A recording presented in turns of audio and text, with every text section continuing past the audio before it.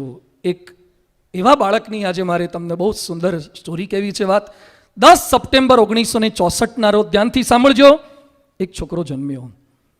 અંગ્રેજી શીખવા માટે 9 વર્ષ ગાઈડનું કામ કર્યું. 5મા ધોરણની અંદર 2 વાર નપાસ થયો. આમાંથી 5મામાં 2 વાર નપાસ થયા હોય એવા ભાગ્ય જ કોઈક હશે. 8મામાં 3 વાર નપાસ થયો. 8મામાં 3 વખત નપાસ. અને કોલેજની એન્ટ્રન્સ પરીક્ષા આપવા ગયો તો 3 વખત નપાસ. કોલેજની એન્ટ્રન્સમાં 3 વખત નપાસ. હાર્વર્ડ યુનિવર્સિટીમાં એપ્લાય કર્યું, 10 વાર રિજેક્ટ. હાર્વર્ડ યુનિવર્સિટીએ 10 વાર રિજેક્ટ કર્યો. કુલ 24 પરીક્ષામાં નપાસ થયો. પહેલાથી કોલેજ સુધીમાં 24 પરીક્ષામાં નપાસ. કોલેજની પ્રવેશ પરીક્ષા હતી, એમાં મેથ્સમાં 120 માર્ક્સનું મેથ્સ હતું, એમાં 1 માર્ક આવ્યો. 120 માંથી 1 જ માર્ક. બીજી વાર પરીક્ષા આપી 19 આવ્યા. ત્રીજી વાર પરીક્ષા આપી 89 આવ્યા. પછી એને એમ થયું કે નોકરી કરીએ. નોકરી માટે 30 વાર ઇન્ટરવ્યુ આપ્યા, નિષ્ફળ. એકવાર પોલીસમાં અરજી કરી કે કંઈ નહીં તો હોમગાર્ડ તો થઈએ, કોન્સ્ટેબલ થઈએ.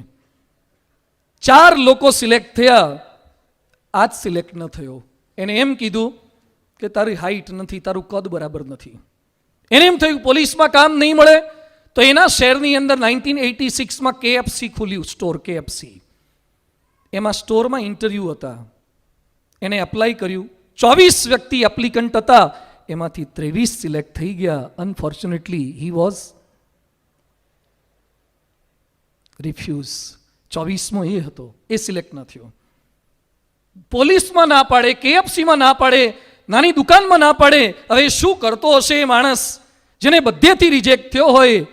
એ બિચારો ક્યાંક ભૂંગળા બટાટાની લારી ખોલીને બેઠો હશે, સમોસાની લારી હશે, ચાપડી ઊંધિયાની દુકાન હશે. એ માણસ અત્યારે બિઝનેસ કરે છે અને એની વાર્ષિક આવક છે $40 બિલિયન. $40 બિલિયન. એણે હમણાં હોંગકોંગની અંદર મકાન લીધું છે. એના મકાનની કિંમત ધ્યાનથી સાંભળજો. એણે મકાન લીધું, મકાનની કિંમત છે $200 મિલિયન. 1300 કરોડ રૂપિયાનું મકાન એણે લીધું છે. 1300 કરોડનું મકાન. જે 24 વાર નપાસ થયો તો એ ચાઇનાનો સૌથી ધનિક વ્યક્તિ છે, એશિયાનો સૌથી ધનિક વ્યક્તિ છે. નામ છે એનું જેકમા. અલીબાબા ગ્રુપનું નામ સાંભળ્યું ને? અલીબાબા ગ્રુપનો પ્રેસિડેન્ટ છે, ઓનર છે. 24 વખત નપાસ થયેલી વ્યક્તિ, 30 વખત રિજેક્ટ થયેલી વ્યક્તિ, જેને પોલીસમાં ના રાખે, જેને કોઈ સ્ટોર પર ના રાખે, એની કંપનીની અંદર અત્યારે 50,092 માણસોનો સ્ટાફ છે. મિત્રો, બી પોઝિટિવ. શા માટે નેગેટિવ થઈએ? એક પરિણામ, એક નિષ્ફળતા, ક્યારેય ચિંતા ન કરો. કોઈક ટીકા કરે, ચિંતા ન કરો. રામને જંગલમાં મોકલ્યા હતા, પ્રમુખ સ્વામી મહારાજને પણ આફ્રિકાથી પાછા આવવું પડ્યું હતું. તો પોઝિટિવિટી રાખજો.